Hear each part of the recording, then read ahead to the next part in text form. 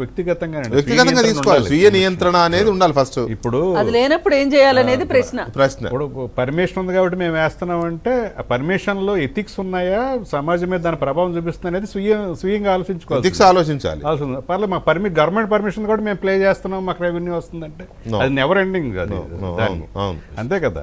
ఇప్పుడు కొంతమంది వైన్ షాపులు పెట్టరండి, వాళ్ళు పెట్టగలిగే ఇన్ఫ్లుయెన్స్ ఉండి డబ్బులు ఉండి కూడా వద్దులే వైన్ షాప్ బిజినెస్ మనకు ఎందుకు అనుకుంటాడు. మరి వైన్ షాపు ఏమన్నా అది పర్మిటెడే కదా, గవర్నమెంట్ రూల్ ప్రకారం పెడదు కదా.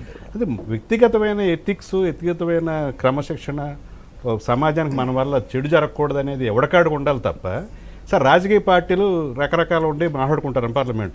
రాజకీయ నాయకులకి అందరికీ ఒక పెద్దలు ఉంటారా, మీరు తప్పురా మీరు చేసేదని చెప్పేవాళ్ళు ఎవరు ఉంటారు కదా.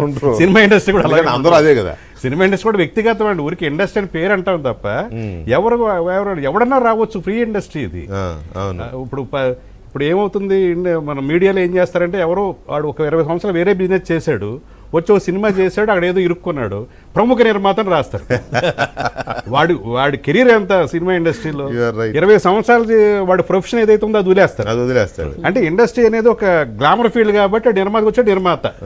టాలీవుడ్ ఉలికి పడింది, ఫిలిం నగర్ కంపించింది, ఇలా చెప్తారు. అంటే అది రావాలండి. ఇప్పుడు 17 ఒక వ్యక్తికి తెలిసిందన్నాడు. సైబర్ క్రైమ్ అనే ఒక పెద్ద వ్యవస్థ తెలియదండి. రాణా కూడా అదే చెప్పాడుగా, 17 నాకు చేశాను, తర్వాత తెలిసింది నేను ఆపేశాను. వాళ్ళకే తెలిసింది వ్యక్తిగతంగా, కొత్త ఒక వ్యవస్థకు తెలియలేదా సైబర్ క్రైమ్? వాళ్ళు ఆ రోజే చెప్పింటే మిగతా వాళ్ళందరూ అలర్ట్ అవుతారు. ఆ సైబర్ క్రైమ్ వచ్చి ఒక సెలబ్రిటీ దగ్గరికి వచ్చి ఇదిగో ఇలాగ చాలా మంది నాశనం అవుతున్నారు, ఒక బయట చెప్పండి అంటే ఎవరైనా చెప్తారు కదా. సార్ వరదలు వచ్చినా తుఫాన్లు వచ్చినా ముందుండేది ఇండస్ట్రీ అనండి. స్టార్లు వచ్చి జోలు బట్టిని సమాజానికి చేసిన ఉన్నారు, ఇప్పుడు కాదులేండి. అది హుద్దుద్ వరకు చేశారులేండి, దుద్దులో చేశారు, హుద్దుద్ వరకు చేశారు. మొన్న వచ్చిన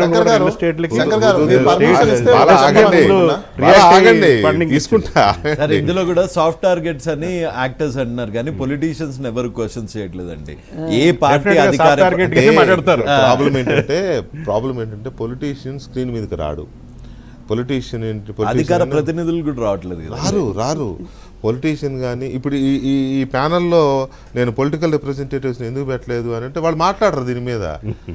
అది దాని మీద మేమే మాట్లాడతాం అంటారు. అది పెద్ద మాఫియా, పైగా పెద్ద మాఫియా నడిపేదే వాళ్ళు. ప్రతి పార్టీకి ఫండ్ ఉంటుంది, డెఫినెట్ గా పార్టీకి వెళ్తుంది, పార్టీ నాయకత్వాలకు వెళ్తాయి, పార్టీ నాయకులకు వెళ్తాయి, గవర్నమెంట్స్కి వెళ్తాయి. ఇవంతా నోన్ ఫ్యాక్ట్స్ ఇవన్నీ.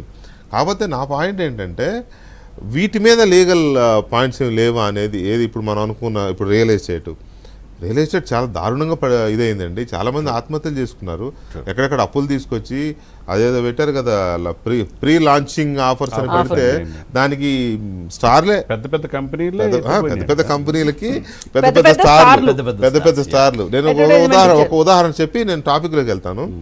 అమరావతి ప్రాంతంలో నాకు తెలిసిన ఆయన ఒక రియల్ ఎస్టేట్ కంపెనీ, నాకు బాగా తెలిసిన ఆయన కంపెనీకి మన super star Mahesh Babu brand ambassador. Ramakrishna housing కదా, రామకృష్ణ వెనూజియా. మీరు చెప్పినా నేను ఆపడం ఎందుకు, రామకృష్ణ వెనూజియా రైట్. దానికి మహేష్ బాబు గారు బ్రాండ్ అంబాసిడర్. అది అంటే పాపం ఆయన చాలా కష్టపడి ఎల్ఎన్టీతో కన్స్ట్రక్షన్ చేయించాడు ఆయన, ఎవరు బాబీ గారు. కానీ అన్ఫార్చునేట్లీ అది ఎన్పి అయినట్టుంది. ఎన్పి అయింది, అది చాలా బ్యాడ్ అయింది. అమరావతి వల్ల వచ్చింది, గవర్నమెంట్ మారడం, జగన్మోహన్ మూడు రాజధానిలో దీంతో మొత్తం స్లంప్ వచ్చినట్టు. అది కాకపోతే చాలా ప్రెస్టీజియస్ ప్రాజెక్ట్. మహేష్ బాబు ఏమో బ్రాండ్ అంబాసిడర్. అది మొత్తం కొలాప్స్ అయ్యే పరిస్థితి. నష్టపోయారు, చాలా మంది నష్టపోయారు. ఇప్పుడు అలాంటివి చాలా ఉన్నాయి. నేను ఒక రియల్ ఎస్టేట్ ఎందుకు చెప్తున్నానంటే అందరూ మోజుపడే ఇండస్ట్రీ రియల్ ఎస్టేట్. ఇక వాటితో పాటు ఆరోగ్యానికి హానికరమైనవి ఇవి.